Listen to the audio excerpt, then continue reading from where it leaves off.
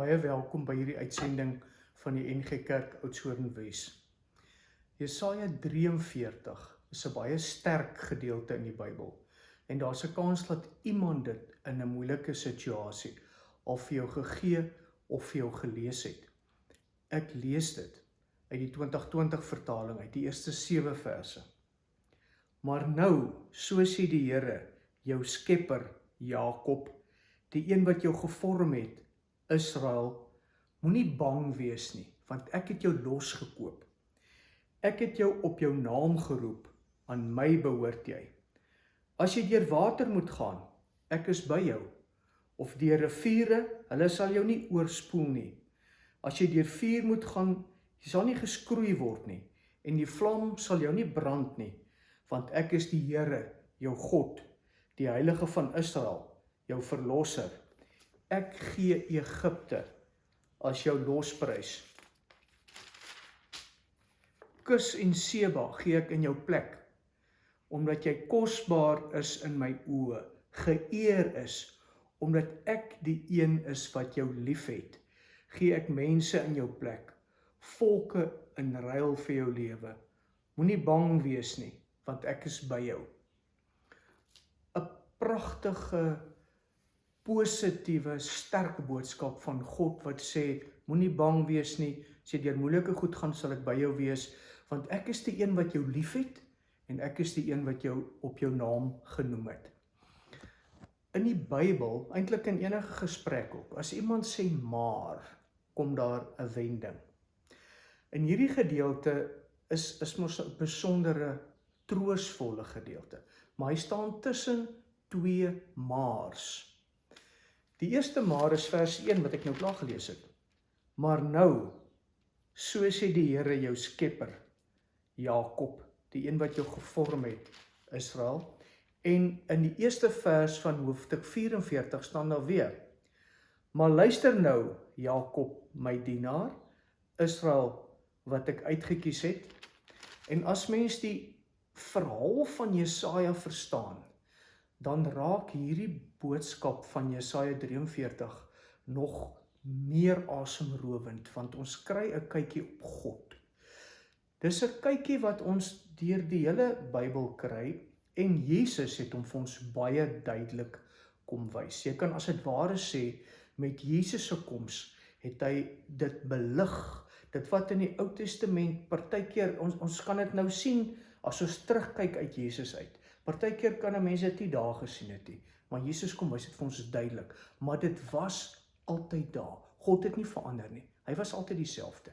Wat is die 2 mare wat hier staan? Hoe het die volk Israel in die verknorsing beland, wat hulle nou bang was, en wat hulle vir die water en vir die vuur in die goed bang is? En dat ek net gou kantaantekening maak, ons, die Christene, is die nuwe volk Israel. Ons is God se nuwe uitverkore volk. Dis ons wat hierdie Jesaja 43 op betrekking het. Almal wat die naam van Jesus Christus aanroep. In Israel, die land Israel, in die nabye ooste, in Palestina en almal daar rondom, in Europa en Afrika, in die hele wêreld, nee. Mense wat die naam van Jesus Christus aanroep, hulle is die nuwe Israel. Nou hoe het hierdie Israel, die volk Israel, in hierdie verknorsing beland? God het hulle in die verknorsing laat beland as 'n straf vir hulle sonde. As jy dit hoor, kan jy amper sê, sjoe, ek dink is ander omstandighede wat vir hulle moeilikheid gegee, toe kom God en hy kom red hulle. Nee, God het hulle gestraf. Dit was die verknorsing waarin hulle beland het. Hoor gou hier.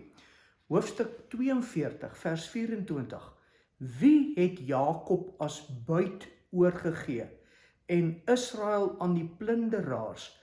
Is dit nie die Here nie? Hy teen wie ons gesondig het. Hulle wou nie op sy paaie loop nie en het nie na sy wet geluister nie. En toe het hy hulle in 'n ernstige, moeilike situasie land beland, deur hulle in die ballingskap weg te voer. So as hy nou praat en sê, maar nou, kan jy sien, dit is deel van 'n lang gesprek. Hy kom nie van die kant af en kom red hulle nou uit die moeilikheid uit so Superman wat gekom het nou nie. Dis deel van 'n lang pad wat God in sy volk loop. En God het sy kinders laat seer kry as straf. En nou vir daai selfde kinders sê hy, maar nou, moenie meer bang wees nie. Gaan 'n nuwe ding doen. En as jy nou aanlees, dan kry jy om die beurt absolute ontsag vir God se grootheid en absolute skaamte vir Israel en my treurigheid. Want, moet nou nie dink die straf het gemaak dat hulle man en meis hulle bekeer het en teruggekom het na God toe nie. 'n Klomp het, maar party het ook nie. En tog sê die Here nou vir hulle, ek gaan 'n nuwe ding doen. Ek gaan julle laat teruggaan na julle land toe. Ek lees nou Jesaja 43 vers 10.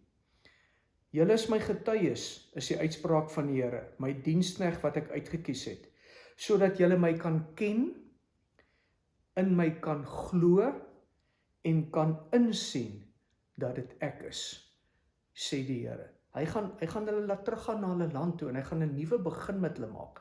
En die genade daarvan is, dis hulle wat hulle self in die verknorsing laat beland het. Hy het hulle gestraf, maar nou tel hy hulle op. Dan maak hy 'n nuwe begin met hulle. En hoor nou wat sê hy hierso, vers 22. Dis nie vir my wat jy aangeroep het nie, Jakob. Trouwens, jy het moeg geraak vir my, Israel. Is dit nie verskriklik nie? Want dit gebeur vandag ook, dat kinders van die Here vir hom moeg raak. En nou spel hy dit uit. Hy sê, jy het nie vir my die klein vee van jou brandoffers gebring nie. Met jou slagoffer het jy nie my vereer nie. Ek het jou nie belas met graanoffers nie. Maar dan sê hy, jy het my met jou sondes belas, my met jou sondeskuld vermoei. So Israel het van die Here af weggedraai.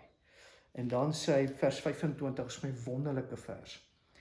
Ek is die een wat terwille van myself, sê die Here, terwille van homself, jou oortredings telkens uitgewis het, jou sondes nie in herinnering geroep het nie. En dan praat hy weer so en sê, julle het nie eintlik gehoor nie, dan sê hy, maar luister nou Jakob my dienaar, en dan sê die Here, ek gaan my gees op julle kinders uitstort, en dan een sal sê, aan die Here behoort ek, en 'n ander een sal die naam van Jakob uitroep, nog een sal op sy hand skryf, die Here se. Ek is die Here se. Wat sien ons in hierdie wonderlike verhaal? Jesaja 43 val nie in die lug uit nie, en kom vir enige mens wat nou net hier in 'n verknorsing is, hier gaan die Here nou so Superman en kom in jou kom red nie. Hy praat met sy kinders, want God se verhouding met ons is 'n lang pad. Hierso praat hy met Israel, maar ons kan dit oortrek na onsself toe en sê, ook as ek deur 'n tyd gegaan het wat ek nie vir die Here offers gebring het nie, nie vir hom wierook gebring het nie, nie aan hom gehoorsaam was nie, nie na sy wet geluister het nie. Op watter manier kan ons dit ook verduidelik dat ons van die Here af weggedwaal het? Dan stamp hy ons nie weg nie. Hy sê terwille van sy naam sal hy ons nader na hom toe trek, en dis wat hy gedoen het toe Jesus gekom het. Jesus het ons weer mooi kom help om hom goed te sien. Hierdie ongelooflike groot God, wat met 'n glimlag en toegeneentheid afbuig na mense wat maar 'n groot deel van die tyd so half van hom af wegleef. Hy stamp ons dan nie weg nie.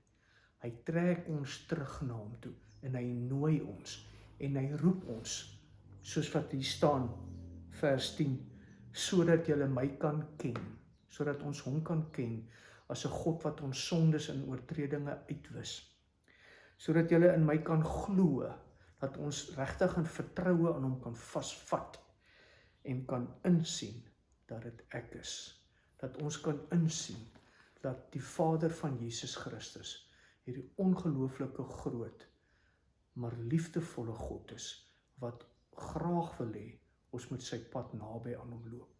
Dink daaroor. Kom ons maak ons paaie nader aan die Here. Kom ons bid. Here, dankie vir die maar, wat U sê, selfs al het die volk Israel nog altyd nie mooi na U geluister nie, het U tog 'n nuwe begin met hulle gemaak, en hulle geroep na U toe.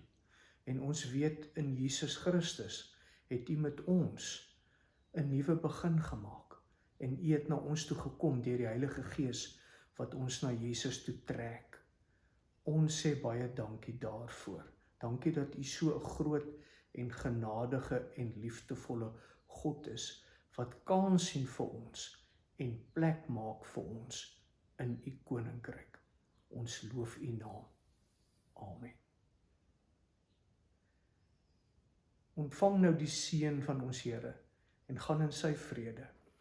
Die genade van ons Here Jesus Christus, die liefde van God ons Vader en die gemeenskap van die Heilige Gees sal by ons wees en bly. Amen.